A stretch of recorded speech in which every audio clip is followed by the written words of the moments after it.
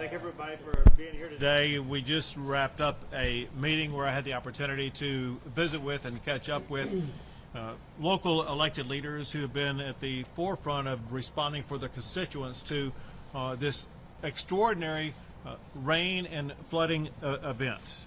And it has been heart-wrenching to see our fellow Texans be literally inundated with record waterfall, record rise in water, flooding homes, destroying lives, and unfortunately even claiming some lives.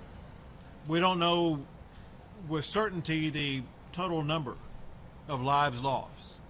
I do believe, however, at least 3 lives have been lost as a result of storms that have swept through here over the past few days. One is a police officer from the Conroe Police Department who lost his life in a tornado that was part of the storm. Another was a young child in Johnson County who got swept away because of rushing waters. Same thing happened to an adult male in Bosque County. We all know that regardless of what type of event we are dealing with, whether it be a hurricane, a flooding event, a fire, whatever, the main thing we want to do is to protect lives. And it's important, and all these leaders know this, it's important for everybody across the state to understand that we still face challenges and that we need to make foremost among our efforts the task of ensuring that we continue to protect lives in the entirety of the affected regions. As much as what we have witnessed is a heart-wrenching event, oftentimes I see our fellow Texans show the resiliency that Texans truly have. It could be friends helping friends, or neighbors helping neighbors, or strangers actually helping out their fellow Texans, assisting them to evacuate, assisting them down the road, assisting them with housing or food or whatever type of aid is needed.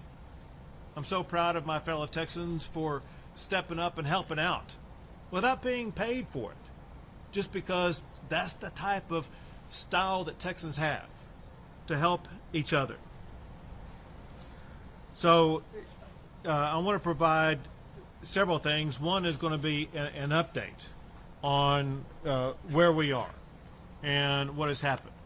But before I do that, I want to express my gratitude for all of the local officials who provided information to me today, including Montgomery County Judge Keogh. We got Conroe Mayor Pro Tem Kurt Maddox with us.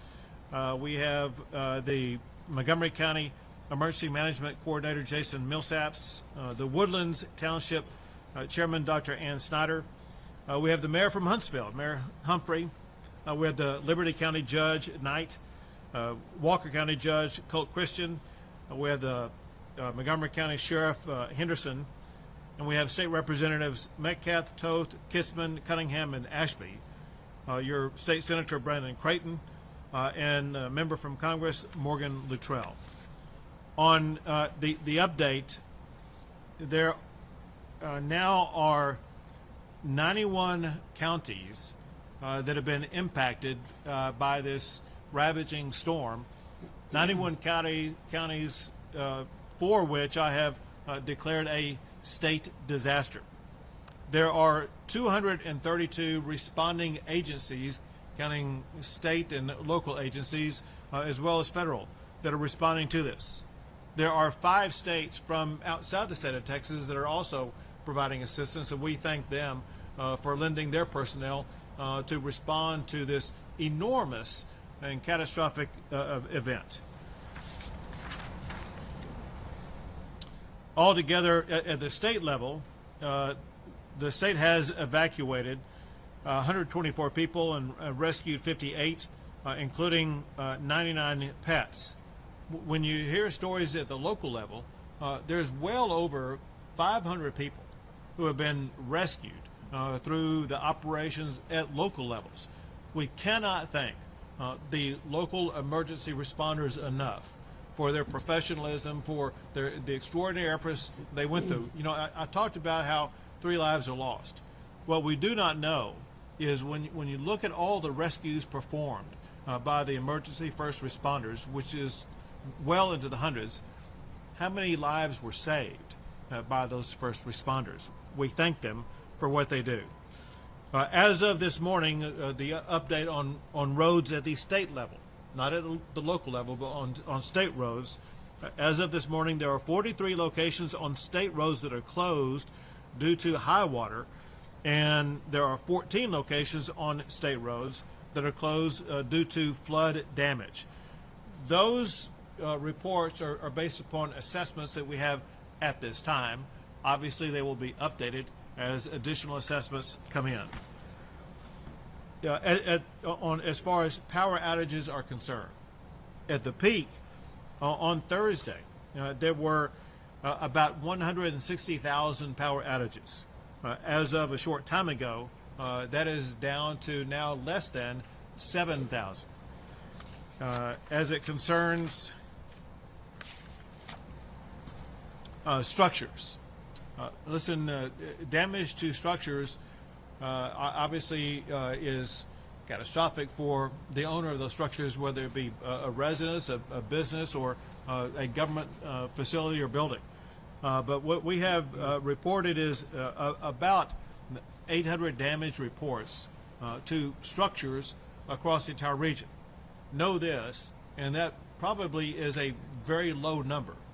The reason for it is because of the weather, because of the storms, because of the rushing water, we've not had the ability to make the assessments that are needed to be made in order to identify all of the structures that have been damaged. Those numbers will continue to come in and obviously and likely continue to grow in number here in the coming days. As far as shelter, because of the number of people who needed to evacuate, who needed to escape the storms, people were seeking shelter. As of today, the information we have is, at least as of last night, there were 125 people who were in a shelter situation at that time.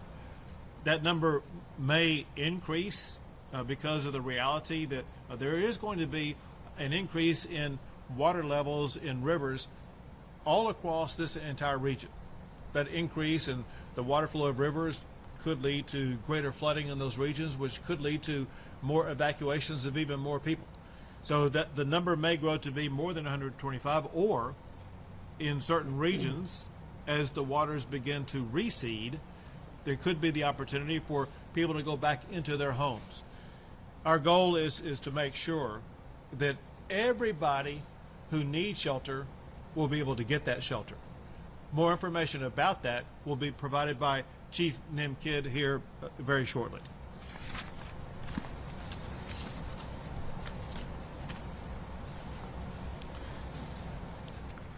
Once again, I want to thank our first responders for everything they did and continue to do to step up and respond to the storm.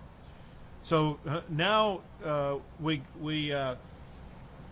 as rain is not falling where we are right now, there could be some people who think, well, you know what, we may be out of the woods. That would not be the correct thing to think for several reasons. One, as I was just mentioning, rivers are going to continue to rise for days. Specifically, the Trinity, San Jacinto, and Navasota rivers are expected to continue to rise.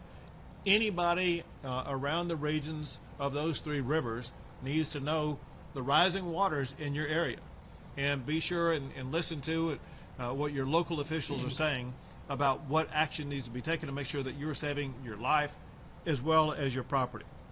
There will remain road closures for a while. One thing we talked about in the briefing, and that is destruction to roads, whether they be state roads or county roads. It may take a while to be able to repair some of those roads based upon what the conditions are.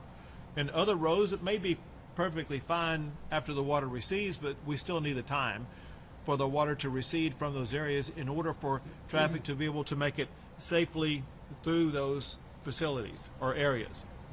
One thing along these lines that I cannot emphasize enough, and that is everybody driving a vehicle, they can ensure that they protect their lives and the lives of others when they're on the road by making sure they never drive into high water.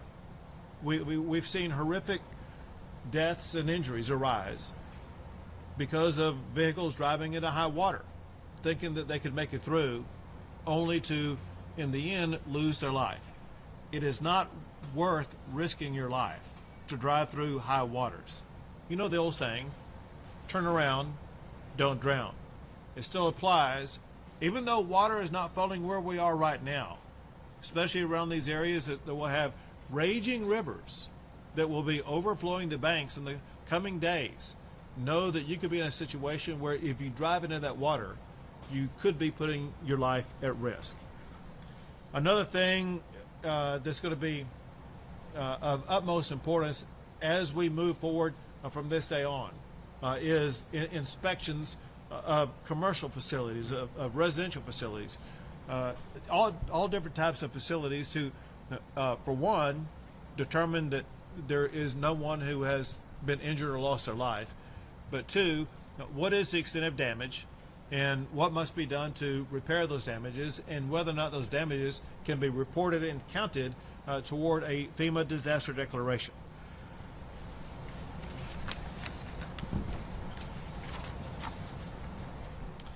So on the rebuilding part, one thing that we are strongly urging everybody to do today, if you haven't done so yet, and that is to report your damages.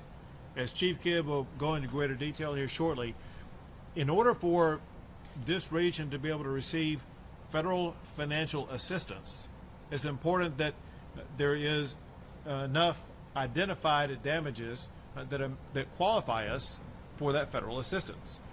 We won't know that unless you report your facility as being damaged. There's a very easy tool to use to get that job done. In fact, it is on this sign right here. If you go to this website location on your phone, on your laptop, any type of communication device whatsoever, that is the shortcut pathway to report your damages. If you're unable to do that, be sure and contact your local elected officials and let them know what your damages are, or otherwise contact the Texas Division of Emergency Management so we can make sure that if you have sustained damages, we will be able to get that reported. With damages, oftentimes comes several other things.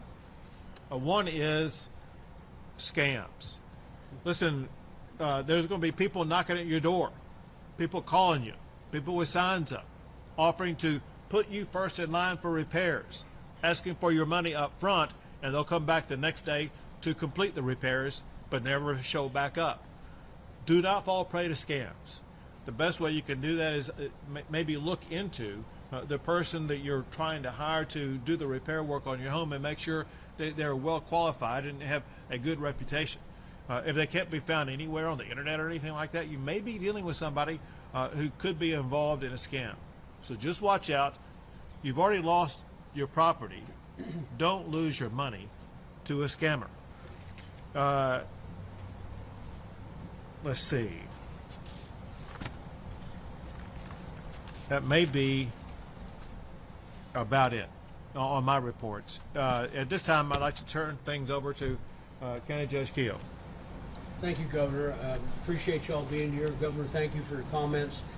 And as usual, you were very thorough in covering all these things.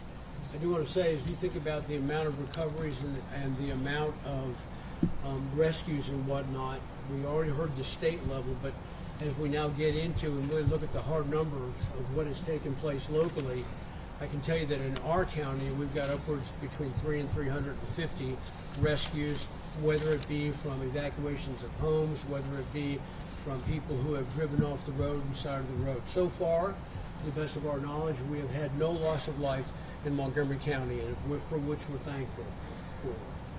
I also want to say that we now are in a recovery mode. We have been in the rescue and response mode. Being in the recovery mode It is our goal, as you mentioned, Governor, that we have to do damage assessments, and we will go house by house into these communities and do those damage assessments, but we can't file this on the individual's benefit. They have to do it themselves. You've already been given the data that you need to do it. I would encourage you to write it down and to go to it and report the damage. And that way, the quicker we get that, the better off we're going to be. I will say that because, Governor Abbott, thank you, because of your proactive approach in declaring a disaster early, was remarkable for TDM to be able to send us the resources that we need. The Texas Task Force, who came here immediately, which is going to stay until we're done. Not just for us, but for the entire region, will be able to use these. There are other with mutual aid agreements that we have with other states who have come here and are helping us as well in the entire region. And as I say to all the elected officials, if you don't know what is available, then you need to contact our Office of Emergency Management right here in Montgomery County. We'll be glad to tell you anything that you need to know. But I believe we're moving in the right direction, but there's still a lot of work to do. So I'm just so thankful that you did that ahead of time, and for the proactivity in that. And to Nim Kidd, we just appreciate it. Special thanks also to my Director of Homeland Security Emergency Management, Jason Millsaps, who is absolutely put together with our ESDs, with our Sheriff's Office, the constables, with the Department of Public Safety, with the various emergency agencies, a plan that we were planning for hurricane season, and guess what? We had a chance to practice it in this particular situation, and it has worked great. So I want to thank him specifically for that, and that's pretty much all we have done. Very good. Thank you, Judge, and now Liberty County Judge Jay Knight. Thank you, Governor. Well, Judge Keogh, as you know, we're a little bit more rural than you are, so we don't have nearly the assets on hand immediately. But thank you, good Lord, we have the governor's teams together, the Texas Division of Emergency Management, who came immediately. Actually, they were there before the incident really started. Now, in that consideration, volunteer fire departments, we depend on those guys all over the county, and we have 14, I believe, at this time, and they're stressed, but at the same token, they're doing everything they can to help folks. We have the Texas Game Wardens with the Department of Wildlife that came out and helped us. They brought immediately seven airboats to help in the rescues. So we discussed this earlier, Governor, with you and Chief Kidd. The incident over on the East Fork of Sanderson River is pretty much over as far as the incident, but not the recovery. That's where we're at now. My biggest concern right now is the Trinity River. I know that the dam is releasing 115,000 cubic feet per second right now. 787, which is the foreign market on the north end of our county, has a bridge that's just been closed by TxDOT for erosion. I mean, it was just completed about a year ago, but I just got notification that U.S. County is going to close between day and Monday. So it tells you that the water is coming up. The water is still an issue. This incident is not over. But boy, have I got a great team I get to work with. And thank y'all so much. Chief Kidd, I think this is the 9th or 10th incident we've had in the last 10 years. Governor, you've been right there with us. Thank you so much for everything. Thank you, Judge. And now to Chief Nim Kidd, the head of the Texas Division of Emergency Management. Thank you, Governor. As the people at the table have mentioned, life safety is still our #1 priority. It will be our #1 priority through the duration of this incident. As we move into recovery mode, damage assessments are critical to our future success. Please visit damage.tdm.texas.gov for individuals to report damage to their homes, and then we will work with our government partners to get our public assistance thresholds. If you have flood insurance, the first thing you need to do is contact your insurance agent. Flood insurance is very important to help you recover. But I will tell you, as of last night, we have only had 501 people statewide register claims with their flood insurance provider. That means either there's people that have not registered yet, or we have a whole lot of uninsured loss in this event. Tomorrow, our federal partners from the Small Business Administration and FEMA will be here to start doing damage assessments with us. You will see them with our state teams and our local partners go out to where they can safely access to start doing damage assessments. As a thumb rule, we need 800 homes that are major damage or destroyed, meaning lost the roof, lost exterior walls, or washed off their piers or foundations, that are uninsured to be eligible to qualify for FEMA individual assistance. But I want to set the standard here. FEMA individual assistance is a maximum of $75,000 grant. And if you go back to Hurricane Harvey, the average payout was only $2,400 per household. So flood insurance, if you do not have flood insurance right now and your home did not flood, just because you do not live in a flood plain does not mean you're not eligible for flood insurance. Call your insurance agent, try to get flood insurance if you were not flooded, because there's a 30-day waiting period and hurricane season is right around the corner. On the public assistance side for a federal declaration, our state agencies and local partners need to demonstrate over $54 million of uninsured damage to government infrastructure and response cost. I believe we're going to hit that for this event, but I've got to be able to demonstrate those numbers to our federal partners. It's said earlier, and I'll say it again, our local partners and first responders are best in the nation. I want to thank them for their tireless efforts out there. The state agencies, many standing behind us right now, live and work in these communities, and they're ready to support our local partners as well. Our federal partners have been here with us, and our volunteer organizations are the ones that really save our bacon whenever the federal government doesn't come in with individual assistance. The Red Cross has been working hard at opening shelters, but there are dozens of 501c3 volunteer organizations active in disaster that are out there working on the streets taking care of our citizens. We will be relying on them as we rebuild. Our damage assessments will start tomorrow. If you see those teams out, tell them thank you for being there. As the governor mentioned, you can have blue sky over these next few days and water can still be over the roads. Do not move a barricade to drive around it. It's placed there for a reason. It was not forgotten. It's there because somewhere down that road, either there's water over the road or the road may look dry and is unstable and not safe to drive on. Please turn around, don't drown when you get to a barricade. Thank you. Thank you, Chief. And once again, thank you to all of the officials here today and the teams who work with them literally around the clock to make sure that constituents across this entire region will be taken care of. It's stunning when you think about it that more than a third of all the counties in the state of Texas have been impacted by this weather event. We have a massive undertaking over the coming days, but also know this, and that is the state of Texas is going to work side by side with all of these local officials until the very last house is going to be rebuilt. We're going to be here with you every step of the way. We'll take a few questions.